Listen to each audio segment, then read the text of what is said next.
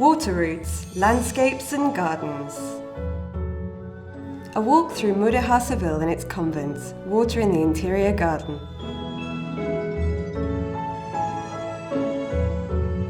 Following the brown route, we will take an urban walk through courtyards, cloisters and interior gardens, taking in a part of Seville still unknown to many.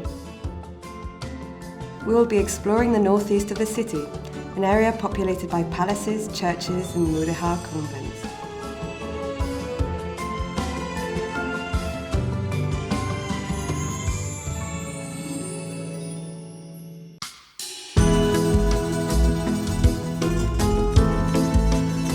Our itinerary begins with a visit to the courtyard and fountain of the old palace of Ponce de León, an example of an interior garden in the Seville civil area.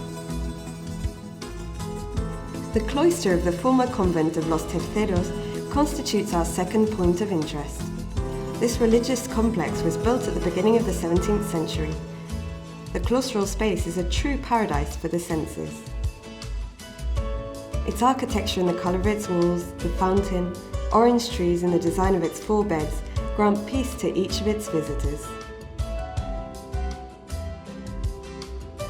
Our route continues to the former convent of the valley, whose church houses the seat of the Brotherhood of los Gitanos. Founded on the same site in 1403, it would later become a convent composed of numerous outbuildings, gardens and orchards.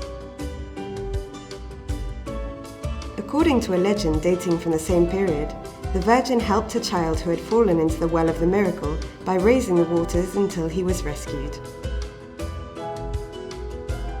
The convent of the valley is located next to the Muslim wall, which surrounded the entire 7 kilometers of Andalusia and Isbilia. Next to the walls, we find the gardens of the valley, populated by a wide variety of trees: white acacia, lemon, plum, celestina, orange, eucalyptus, and more. On Sol Street, we reach the House of the Moorish King, one of the few surviving civilian domestic constructions dating from the end of the 15th century. Preserving brick pillars from this period, its Mudéjar courtyard is of great value. Our route now invites us to enter what were once the orchards and gardens of the House of the Moorish King, today called the Huerto del Rey Moro. An urban green space that since 2004 has become a symbol of the neighbourhood's struggle in the face of urban speculation. It is a self-managed community space shaded by fig trees, hackberries, various types of citrus, nasturtiums. We now turn to the monastery of Santa Paula, one of the most magical and beautiful Mudéjar enclaves in Seville.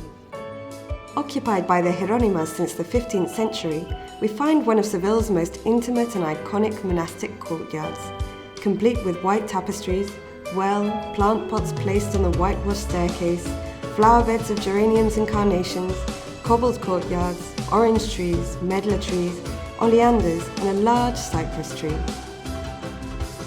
The church's courtyard garden also contains cypresses, lemon, jasmine, rose bushes, rosemary, palm trees, Pacific trees and 2 Jupiter trees, which flank its Mudéjar facade, obra maestra of Nicolusio Pisano. The Plaza de Santa Isabel, centered around a beautiful fountain and lined with orange and hackberry trees, is presided over by the convent church designed by Alonso de Vandelvira, also responsible for the stone facade at the end of the square. From here we can appreciate the beauty of the Church of San Marcos. Built after the earthquake of 1356, it is a prototype of Mudéjar architecture. Built in brick in Christian times, its lofty tower was inspired by the minarets of Al-Andalus. Our route continues to the Baroque church of San Luis de los Franceses. Designed by Leonardo de Figueroa and built between 1699 and 1730 for the Compañía de Jesús, it is the epicenter of a rectangular plan building, formerly adorned by 5 large landscape courtyards. Next to the Baroque profile of San Luis stands the Mudéjar tower of the Church of Santa Marina, another temple in the Sevillian parish mould of the 13th and 14th centuries. We continue our walk to another Mudéjar church, that of Omnium Sanctorum. Constructed in 1249, Its slender tower stands out, with Almohad traditional decoration similar to that of the Giralda. In medieval times, this church looked over a small square, today occupied by the popular market of Feria Street. The urban space was presided over by the palace of the Marquises of the Algaba. Constructed in 1446, it still retains an essence of its former courtyard, landscaped in the Mudéjar style. Our route ends here on the top floor of the building, in the Mudéjar Centre's 2 exhibition halls.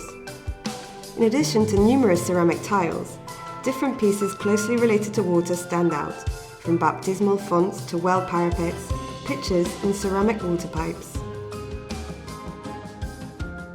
With the visit to the Mudéjar Centre, we conclude a route that follows the trail of water through the courtyards, cloisters and orchards of a hidden and little-known Seville. They are the inner gardens without which the life, history and urban landscape of our city could not be understood.